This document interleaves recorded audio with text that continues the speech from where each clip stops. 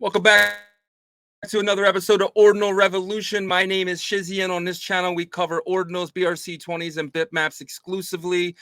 We are ready for this one. We have Ninja Cats. They are a very young project. We're trying to bring you guys things super early, and this is one of them. So they are a Web3 gaming company. They're doing some special things, and we're not the fan to really break that down for us today. So I'll bring in my co-host for this evening, as always, Mr. Yagobi. What's up, buddy? Hey, what's up, Shizzy? What's going on, man? Not much. Had a good spaces this morning. You found, yeah. Sorry, Kinda. I didn't interrupt. So yeah, well, the spaces this morning. Let's it was a little wild. We had a couple of rugs and stuff. So Elon got to get on that. So yeah, it's always for fun. sure. So you brought me this project as always, and you said, "Yo, check these guys out." And we started digging into them a little bit, and then we came across the founder. And this looks very interesting. Could you tell me anything about this? Yeah. So the project founder reached out to me through actually someone through the council community, right? And then just kind of broke down what their project was about, and I was just getting this aha moment of like, hey, we don't have this in the ordinal space yet. This is a first mover type situation.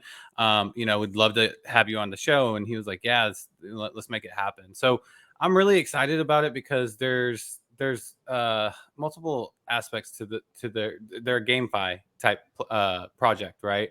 So I'll let them get into that a little bit deeper, but I'm excited about it because there's nothing like it right now. Yeah. So without further ado, let's bring in the man. You're going by Player Vision. That's right. And you are from Ninja Cats. Right? Hey guys, thanks for having me on. Real good to be here. For sure. Thanks for joining us. All right, so on this channel, we like to really dig into the people behind the project. The project is important, but the people behind it is always more important to, especially to us. Let's dig into your personal background. Take us back what you did before Bitcoin, as much as you would like to say, and then kind of lead us all the way up into Ninja Cats. Sure.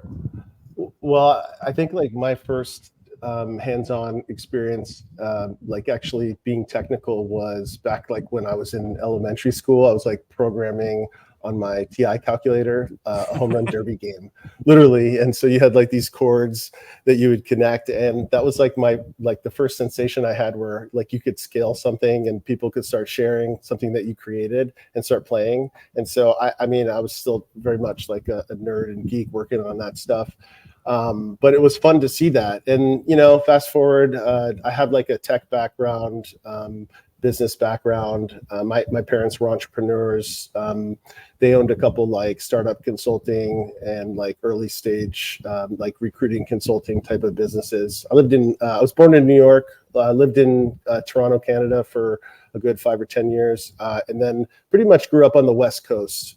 So fast forward, I started doing consulting for different startups here in Southern California. Santa Monica, Venice has like a really big startup scene, and just really this fusion with Google and YouTube and the entertainment industry came about.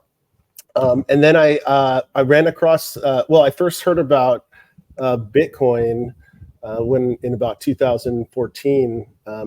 I was working at this company called Zephyr, and all the engineers were all about BTC, LTC, Dogecoin, all that stuff. And, I just didn't hook into it at that time. But about a year later, I was doing consulting for a company called Wax, which I think most people are familiar with in the space. This guy, William Quigley, was talking about NFTs, probably 2 or 3 years before they really became a mainstream thing. And I learned a lot. Virtual assets at that time, he had this platform called Opskins. And so they had like a third-party marketplace where they were like trading and doing all this cool stuff. And I wasn't a big gamer back in sort of like modern gaming. I had more like retro gaming kind of passion and stuff like that. But my mind was blown once I started learning all about Bitcoin. And from that point on, I started, getting involved with the space. This was right around 2016, 2017, just started joining different communities, did some trading. There were some highs and lows, and the market was shifting at that time. But I mean, it was just like a crash course with cryptocurrency. I don't even think they were calling it Web3 back then. But little by little, I just got more and more technical, and then it came to the point where I had and some of the startup consulting had run and put together some teams and built some like tools for the startup industry that I was supporting. And then I was like, well, now I've got some ideas here. So why don't I start trying to, build a team, and instead of becoming part of these other projects and part of these other teams, why don't we try to create something? And, we ended up creating some things, which I could talk about, as we go on in the conversation. Awesome. So that kind of your journey with your history with crypto, it seems like it's pretty extensive in terms of when you came in, because like when it seemed like you really dove in was like that 2016-17 before it, the DeFi infrastructure was built out, right? So yeah, the question I always love to ask is is that what you're seeing over here, like on the Ordinal side? Are you seeing similarities of like the early Ethereum DeFi infrastructure?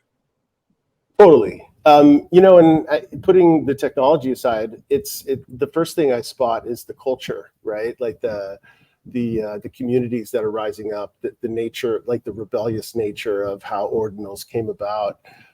It's very hacker-like, which I love and I'm attracted to. And I think that's where such early stage where there's lots of high risk, but there's you've got like true believers, and people are also real passionate about trying to do some take risks and innovate.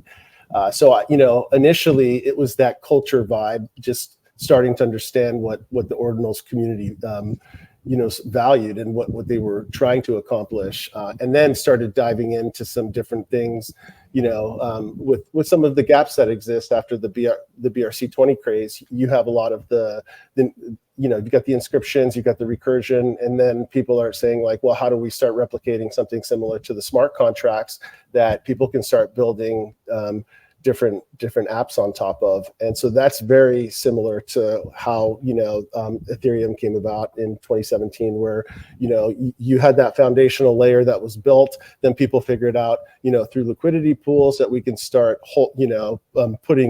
keeping value on chain, and then we can start incentivizing people and rewarding them for holding that value on chain. And so that's when staking came about. And so it feels like we're just getting to that point where the foundational layer applications are being built. So now everybody can start having fun.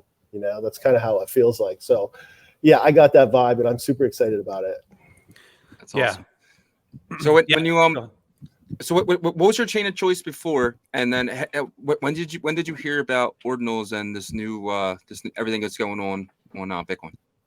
Well, I came into the Ordinals craze really late, like within the last month, because my former lead engineer had jumped into it, and he was nudging me because I was kind of burnt out from the last experiences that we had. So I was just kind of recharging my batteries, and then I kind of got hooked into it. But I started building. I did a proof of concept, which was just one game on Ethereum, but it was that summer, right around that February or March, where the cost just went nuts, and so everyone was starting to migrate over to Binance chain at that time.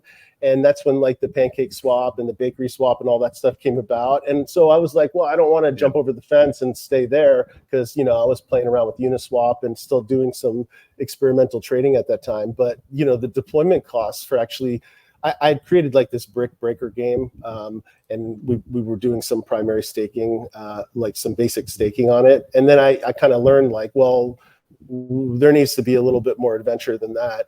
And so, that eventually evolved into a gaming platform, which we launched on Binance chain, and we raised funds and we did all that good stuff. But we had some issues there from the get-go, because it was more like, well, this is a cool concept because now people can start playing to earn. But now, how do we make make money? Like, how do we actually make a sustainable economy? And that just speaks to a lot of the issues, that we encountered with the whole sort of failure of play to earn and the wisdom that comes from that. So, I'm at a different place now where, yes, we want to sort of explore the technology, but we need to figure out a way, to generate revenue from the get-go, so that way it sustains the economy. And that's why with Ninja Cats, we're really starting with like bets that are going to be allow users of the ecosystem to bet on simulated matches, and then eventually we'll get to like a player versus player type of model in phases as we roll out. Sounds really cool. Nice.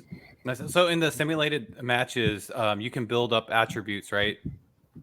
Yes, that's okay. So that's I think initially I think it's about understanding the initial gaming mechanics around how do we define the simulated matches. And so we're doing a lot of research with different GPT models to see if we can integrate some type of element there for randomization. I think that's the key there. But when it comes to the actual I think workflow that people will be experiencing, it's fueled by the betting mechanics. And so, initially, let's just say you have a Mortal Kombat style or Street Fighter style game, but you've got these really cool looking Ninja Cats. They'll be playing against each other, and then the user, our initial user, will be able to place primary bets and then side bets. And so the primary bets that we're really aiming for that experience is who's going to win the match, what's the outcome of the match. And then the side bets will be like, well, how many times did a cat meow in the game, or how many somersaults did the players combine, or did they, was there an over under in terms of like 3 somersaults versus 6 somersaults, that kind of thing, or so like time, like length of the match or something. Yeah, exactly. And we're looking at like, well, how do we want to do it, a certain amount of rounds, or do we just want to have one long extended fight until someone loses the match? So that's kind of where we're at right now, is looking at different models that make it fun, but also, give people a chance to walk away with some profits, and then at the same time balance that with a way to make sure that our platform can continue growing and scaling, so that way it fuels the next stages. And the next stages are really, training your cat. And then if you've trained your cat, then you can start fighting with your cat, and then adding AI into that mix, right? And I feel like you pretty much explained what you guys are doing, but I feel like you kind of jumped into it. So let's take a couple steps back here and simplify it for our audience. Can you just explain on like in a simple way of what your game is and go into that? Sure. So Ninja Cats, we have a big plan. A big universe. I would say there's 4 main stages. The first stage of the game is to allow users to come in and bet on simulated fights between different cats. We're going to initially have 2 cats that will be really upscaled in terms of the designs, and then we'll have about 6 other cats that are, on average, so that's the original design. We'll have upscaled versions of that. So that's phase 1. It's really just to showcase the experience, to give a preview of sort of what's to come.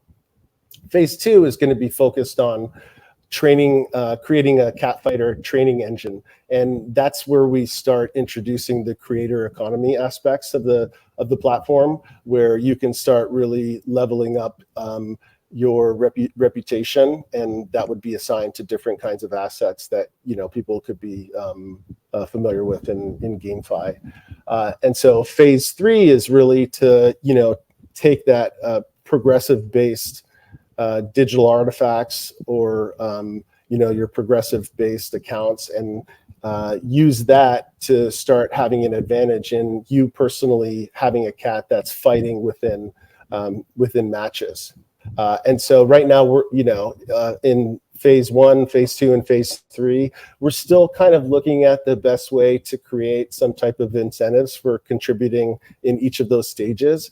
But we don't want to necessarily lead with just like a token launch where it starts sort of draining, in essence, the game experience. So we might very well hold on actually releasing any specific token until we get maybe to phase 2 or phase 3. So that way we have some revenue generating and we can regulate sort of the health of the ecosystem before we come into it. The last thing I'll say is the 4th phase is probably the most exciting because we're going to actually have a way to do some not cross chain, but the assets will that are created will be able to jump into a battle royale game that we're creating with cats versus dogs. So really, we're going to focus on the cats aspect, build them up, get everybody excited about this whole sort of cat universe, and then we're going to introduce in some Dog universe. And then there'll be a battle royale. It'll be cats versus dogs. So it's pretty exciting. Yeah, you can't go wrong with battle royale. You can't go wrong with the event. You know, if that's the end goal, because I think like capturing the attention is really smart. And you make a good point about draining the community with like having a token too early, because I think the important thing, and maybe this is probably why you got exhausted on those other projects on other chains, it got so focused on monetary reward, right? And but when like with Ordinals, we're in a time with the space where, like you said, there's a different feeling of energy. People care more, and there's a different aspect to it too with inscribing. It's almost kind of like this open source type of feel and stuff like that. So if you can capture them with the game aspect first, and then after you guys have sustained like longevity or at least like a strong vision for longevity, then that's probably smart whenever to release a token or something. But that's just my opinion. Totally. And there are some problems that we're facing within the BRC Ordinals ecosystem. So for one is utility, right? Like we have all these digital artifact collections, and we have these tokens that are in the BRC markets, but they don't really have much to do. And so, listening to some podcasts with what's coming out with Oshi and Bitcoin operating system, Boss, and Bitcoin virtual machine, I love the expression that he used, where it's kind of, it's like a vampire attack on the entire BRC system to bring them over into this sort of new world where now we can start, creating sort of complex interactions within Bitcoin ecosystem. And I think we look at it the same way. I want to create partnerships with all the existing digital artifact collections as well as the existing BRC tokens, and give them a way to use those tokens and assets to interact inside our platform, and give them incentives so people could be using what they already have in a way that adds value to our ecosystem, but also adds utility to what people have invested in to begin with. I think that's initially the starting stage, but then once we get to the point where some of the technology is accessible and we can start building with it with Boss, then I think things will evolve because we'll have access to liquidity pools. We'll be able to create all different kinds of incentives and really start rewarding, incentivizing people in different ways. But first, it's really earning the respect and building the trust and creating transparency within BRC. So that way we have a lot of allies that are sort of sharing the same vision, right, for where we're wanting to go. Yeah, that sounds awesome. Sounds really cool. And I do like the you got with the cats and the dogs thing. I mean, obviously the dogs are later, but there's so many things with that. I was just thinking in my head, like you could do like capture the flag type things, cats versus dogs, and there's so many different ideas that come with that. I really like that idea. And obviously with the token, so will the token be like play to earn? Can I just come in your game, get an NFT, and then mess around and earn the token that way? So the way that people I think like the way I'm thinking about it and the way that we're planning it first is there's an important part of our story, I think, that relates to some of our legacy artwork. We were part of an incubator, and we had a gentleman who created a lot of what you might see in the deck as the 2D art, but it really never saw the light of day because he was based in Ukraine, and so he had to abandon the project. So he gave me basically the rights and the ownership to the initial 2D collection, which we're going to use as a game pass. it might have a cost associated to it when we release it, but we think that releasing sort of that 2D collection, which is 4,200, it's already completed, it's ready to go. We're just looking at the right way to sort of bring that to light. But it'll be maybe, something that's really cheap, maybe helps us with some of our initial, capital for fundraising, but really gives everybody access. I could share some as well. Share a link in the deck if that's helpful too. Let me see if I got something here. The deck is it the deck that you sent me? Yeah. Okay, yeah. Deck, let me. I think I have that. So let me pull that up. So in answer to your question, there's a game pass to begin with. Real low cost, really give people access, to start owning something within this world. And then that will give them access to the betting, and then there'll probably be incentives to get them on their, further down sort of the user journey. So that 2D collection right there is what we're talking about. Now, we don't know if we're going to attach the incentive to that 2D collection for, the participation or the amount that people are doing, betting in the game or training in the game, that kind of thing. That's something that we're still sorting out. Like I said, I think it's important that we don't, I don't think we want to do like a play to earn thing. So we just have to be smart about how we're doing it. For sure. Yeah, the play to earn hasn't really caught on too much, and whether it's before its time or I think it's more of the approach to gaming, and you hear a lot of people say they play games because they want to have fun playing games, not to change it into like, oh, okay, this is my job, I'm trying to earn money or whatever, right? Yeah. I think it's the opposite, to where you play a game and you become really good at it because you enjoy it, and then you earn money, right? So I think that's what we're at. So is it just this collection, or is this collection a part of it, or is it? So that's the interesting thing that we had to do with this deck, is we wanted to sort of tell the story of what happened before and how it's evolving. And so the game is 3D assets. The new NFT collection that will be coming out is based off of the 3D work and the 3D art that you see there. Those there's 8 characters there. Those are the starting class of characters that will be fightable in the game, that will be battling each other. And our creative team right now is building out the narrative and the storylines for each of these cats. And there's a lot to share about it because, we're looking at the top endangered species of cats in the world to try to create awareness and create like a charity, philanthropic mechanism for our project, which I think, will overall be an altruistic thing for us to do.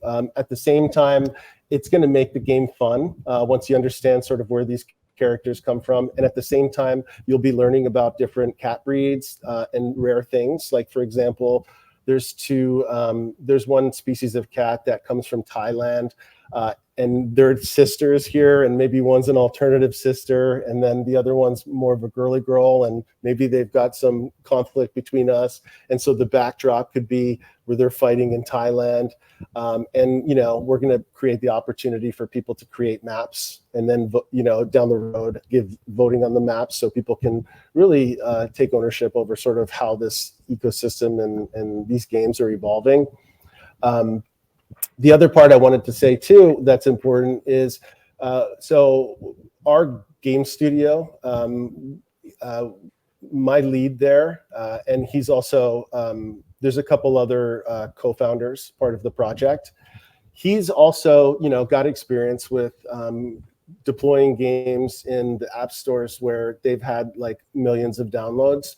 And so, the expertise that we have on the team is coming from people that have had past success in gaming, people that have past success in Web3, people that understand the space, but also, to your point, are making sure that we're doing things that are focused on fun first and friendship first before we get into hardcore, scheming, I guess you can say, right? Like, we want to try to prevent that. We want to build something that everybody's happy with. 100%. Yeah. Shizzy, did you have a question? Yeah. So you talk about the team. Kind of can you get into them a little bit? Like how many are there? Who's like some of your longer running guys? Obviously, you don't need any names, but like Sure. the actual job that they do, and if you can kind of get into that a little bit. Yeah, so we and we have this listed in the deck as well. So I'll give you just kind of a highlights. We have a core team that there's people that I've worked with in the past on the blockchain side, and so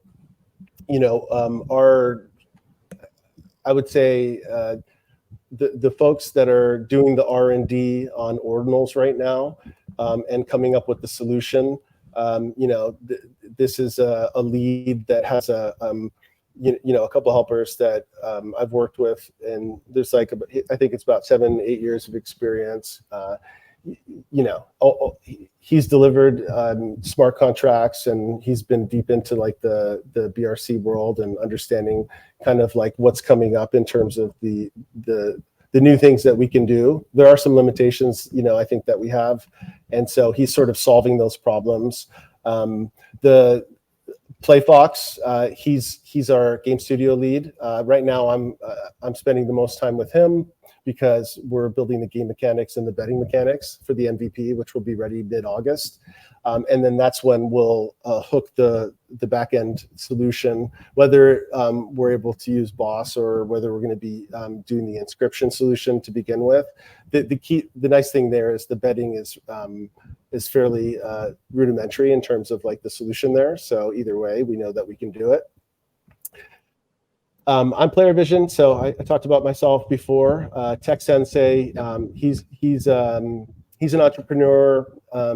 He's got a team. I'd say we've got 4 key core people, 4 or 5 core people that are listed in the deck, and then we've got about, I'd say, 4 or 5 people that are helping with marketing, community management, more business development type of roles. So about 4 technical people and about 4 or 5 business people. Awesome. Is your art ready right now, like the Ordinal art? The 2D collection? Yeah. Yes, it is. Okay, cool. And yeah, I think I saw that. Well, is this a part of the 2D collection? Yeah, that's correct. Yeah. Gotcha. Yeah, and so the challenge too is like we've been reaching out and just doing introductions to some of the different launch pads that are coming up and giving people kind of a quick overview. And I don't really have an answer for what the best way to bring this to market is yet, because things are moving fast, things are changing a lot. We definitely want to get people, create awareness for it, but we also like in past experience, I've also known that it's important to have strategic partners and to align in terms of what our goal is and align with the core builders of the ecosystem. And so so I'm open and looking for help in trying to figure out what the right go-to-market plan is, to get people started and make sure that we don't jump the gun and do it too soon. So that way we have the MVP ready, right? 100%. Yeah, the more thought that goes behind that, probably the better, the more options that come down the line later. Do you guys have a time like where you guys want the game fully launched, like whether it be this fall or early next year? Sure. So I think the MVP will be usable and playable, a very basic version, middle August. Okay. And so the timeline really for that phase 1 is within a month. And that's what we're talking about here with the betting cycle, the betting workflows. And then the cat training, probably, 1 to 2 months after that. And then the actual player versus player fighting, I think we can probably get that ready within 3 to 4 months, but I put 3 to 6 months within the deck just to give us some legwork, because there are, there's the fighting and then there's the creator economy. There's a whole bunch of things that we're working on, but some of that stuff will depend on sort of how far the Ordinals ecosystem has advanced and what we can hook into. Yeah. I think you're picking a perfect time too with the obviously everyone's expecting the bull run to be next year, so it sounds like your game's going to be like really thriving this time next year. So yeah, I really like what I'm hearing. Thanks, man. How's the community building going? Because that I will say that that's going to be like an important factor in terms of especially like the 2D Ordinal NFT launch. And what we've seen, Shizzy and I, is the projects that are successful make sure that they solidify that community, build that trust, like you were saying. And then even what we're seeing is a lot of times it's almost like close to free, like a free launch within like the gas. Obviously you pay for the gas, but what's your thoughts on that? And it's not bad to charge a little bit or whatever, but I just think that the projects that charge a little bit more are the ones that kind of have the launches that take forever to sell out. Yeah, I mean, that I agree. Like, I have some wisdom on that front too, is if anything, we're going to underprice everything or make it free, as you're saying, because we know that there needs to be like a solid core community behind this before we can really, I think, satisfy the larger communities, if that makes sense. I don't know the right way to say that. We've been in stealth mode, and I think we're like, it's still important for us to maintain some level of stealth just from a focus standpoint. But I just opened up a Telegram. There's literally under 50 people in there to begin with. We're participating in different communities. We have a social marketing team that just kicked up and is starting to consistently post, and we're going to tie in sort of the introduction of the game narrative with the social marketing that's coming up, and at the same time we're sort of figuring out the right groups to align with that can help us start accelerating the scaling. We don't really want to, like, just for the sake of showing that we could have a whole bunch of new people added to our Telegram. We want it to be real. We want it to be active. And I think, like, the feedback that we've gotten from some of the launch pads has been, upgrade the website, tell us more about sort of what you're building, get the MVP ready, and at that stage, it'll be a lot easier to start attracting people into your communities. So that's kind of where we're at right now, is focusing on, upscaling the package a little bit more so people can do their own research. But I think there needs to be a big emphasis gap. There's a big gap that we have, I think, on the marketing side right now to create awareness. And so we're taking, we're talking with different groups, and we're listening to how we can improve on that. Yeah.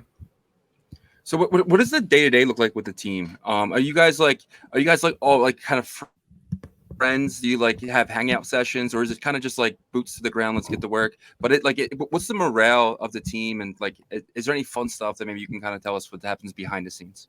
Yeah, sure. Well, it's an interesting time too, because it's the summer, so we have a lot of people that are on holiday, and so we're kind of doing a balancing act. But I'd say a few weeks ago, we really just started creating sort of that rhythm on a weekly basis, where we have like internal operations, communication happening internally, people sort of taking ownership and accountability for the different areas that I talked about. We're all excited, but we're all still learning. Like, I think everyone's pretty new to the space here, and so there's a lot of sharing, understanding, teaching, like there's a lot of that's going on internally we're excited about. So like, as far as like the dynamics, like, we've all known each other in different capacities. The core founders of the project, we were all working on our separate things. Like our game studio lead, he had a big deal where he was about to sort of bring to market a lot. He owns a whole bunch of other games, bring to market on Luna right before Luna had the crash. And so that kind of just blew things up for him, unfortunately. But that loss was our gain, because we were able to, establish our partnership and start iterating. And so, that's been like a 1-year relationship. My cohort, he's based in Netherlands. He's got a group of people that he grew up with for probably 10 years. They went to university together. Some of them just graduated. So they're real close and tight, and so I think the dynamic really is, you've got some people that are more senior. I'm probably on the the more senior end of this whole Web3 thing. But I'm bringing experience to the table, and so the game studio lead, he's got a lot of experience and expertise on the gaming side. I'm bringing the Web3 and startup, kind of vibe or startup culture type of growth thing to the mix. I can get technical, but you don't want me coding for you. It's that kind of thing. And then we've got this young crop, of people that are real tight. And so it's a good balancing act. We're all over the world, so we're sort of coordinating the different time zones. We're developing that rhythm. We're still in that, and I'm kind of like going around and really just trying to audit and figure out sort of where our gaps are, and at the same time sort of be sort of the voice of the project until the MVP's out, and then we'll start introducing other people on the team. That's kind of, I would say, I don't know if that answers your question directly, but that's... No, it did. That was perfect. Yeah. Nice. I think you did, this is a good first step, having an interview with us, because that's one of our things is that we have new founders in the Ordinal space on, and then it kind of just opens up the network, and then they start to join Twitter spaces and get known and stuff. So you're definitely invited to our weekly Twitter spaces as well. But I think you have something really special here in terms of because it's not just another game. It's a game that in your plan, you can, have your initial cat community, create another dog community. They're actually one community together, right? But then two communities within. That could be powerful, right? So as long as this is done the right way, I could see this actually being like, something that has strong legs. So I appreciate that. Yeah, I'm excited.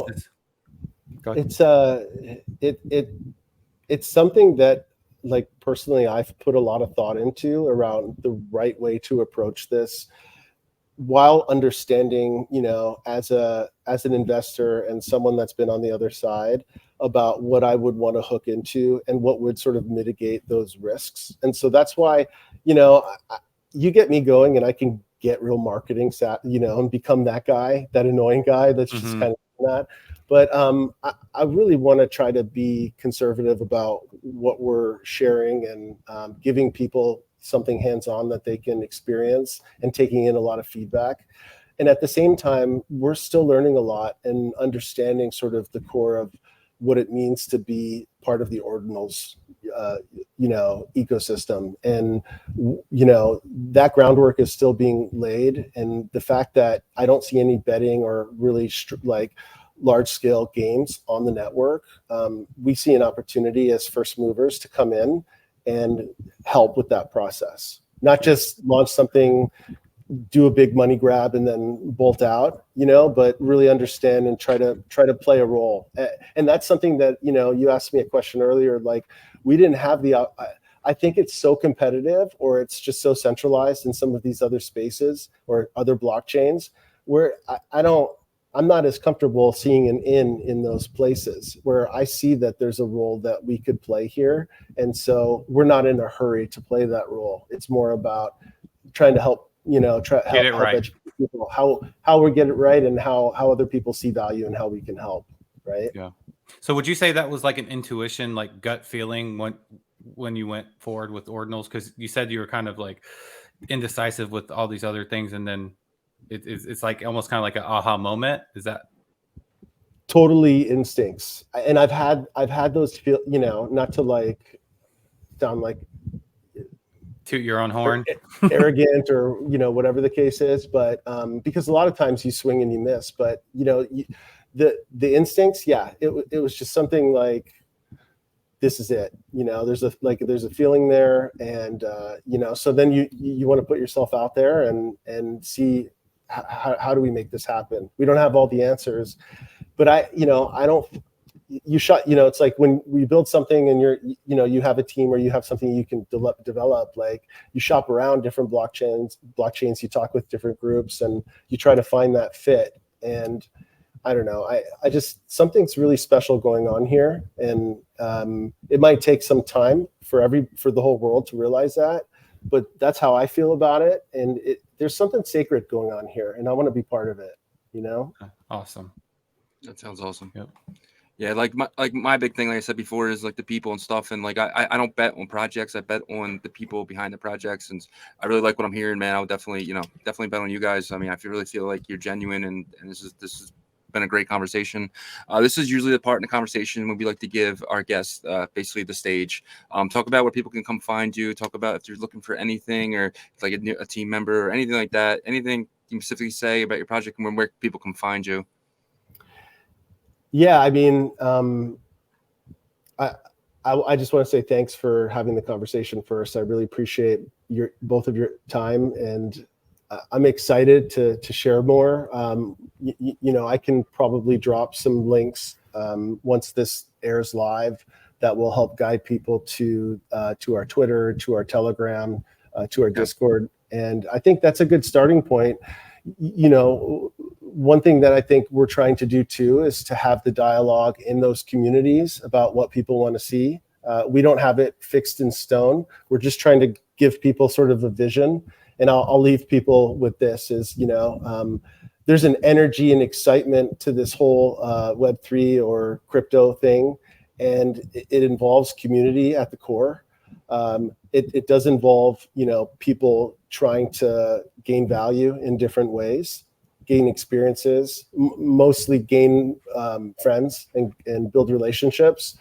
And so, this sort of solution that we're trying to create, it's fun gaming, excitement, action, competition, puts it all together. And if you think about like a UFC fight, we've got the announcers, and then you've got the people that are fighting, and then you've got, speculation about who can win for whatever reason. And you've got people behind the scenes probably betting on that action. And, we want to do all that and create that hype through live streams and through different, through spaces while people are sort of watching the fights happen in real time. And, and then we want to add the AI element to it. And so that's the vision right there. And I think hopefully it's clear where everyone can think like, that's the type of thing that we're going after, but we're just not going to get there, right away. It's going to be a building block approach, and we're looking for people to join our, to join us on this mission. We're excited to meet everybody. Well, I have one last question since you brought it up, AI. Yeah. Are you guys using AI in your stuff? So right now, with my my game studio lead, he's running through it. So we're calling it simulations to begin with, the simulated fights, but we're also looking at GPT models to put into sort of those brains of those cat ninjas that are fighting. So it's something that I think is going to be necessary because it's available. And now the technical challenge is, how do we do it in a way that's, going to be somewhat value adding to our experience, not where it's going to make it easier or more predictable for people to either win too many matches or lose too many matches. So it's like a balancing act, just kind of like in the same way when you look at like all the stuff coming out where the GPT models are swaying this way too much or swaying that way too much. But we're definitely looking at using those models in the matches, and then also automating some aspects of announcing within the ecosystem. So there'll be two different layers in the fighting, and then observing the fighting. That's awesome. I love that. Anyone who brings ChatGPT into their stuff, it brings new technology, man. That's a great idea. I'm glad you guys are using it. It's awesome. Yeah. Yeah, for sure. And the part of like making sure that one way isn't tilted too far in the other, I think that's so important because, obviously you're going to make the Ninja Cats has to make some type of revenue to sustain, and that's going to come from the fees, right? But the fighting between the players, if it ever feels like it's just too tilted, then it's not going to be fun. So I'm glad that you guys are taking that approach and eventually going to get to the like manual control part and all that stuff, which will be awesome. But we'll put all of your links and stuff in the description. We always do that just to make sure they know where to find you guys on Telegram, all that stuff. But man, I really appreciate you jumping on with us and breaking this down for us. Yeah, man, appreciate it. And sorry, go ahead. I was just saying, if you ever like want to do something like this ever again and having something new to drop, feel free to reach out. But sorry, I didn't mean to interrupt you. You took the words right out of my mouth. That's what I was going to say. Is like we should do this again, and maybe I can even bring a team member on as well, and maybe we do it for like the MVP launch. Yeah, I love it. And live give you guys AMA. exclusives. Yeah, we've done that before actually for the council. We did a live AMA cool. with them, and you know they had live questions, so we could definitely do that. That would be awesome. Yeah, man. We'll be here. We'll be trying to get people to know what we're doing, and anything that you can help with. Like, we really appreciate it. And again, thank you so much for your time today. Yep, appreciate having you, man. Yep, and everyone just go check them out. Ninja Cats. Get that name stuck in your head. You're gonna be hearing it a lot. Thanks everyone for watching. Please smash the likes and subs. Yeah. All right. Peace out. Thank you guys.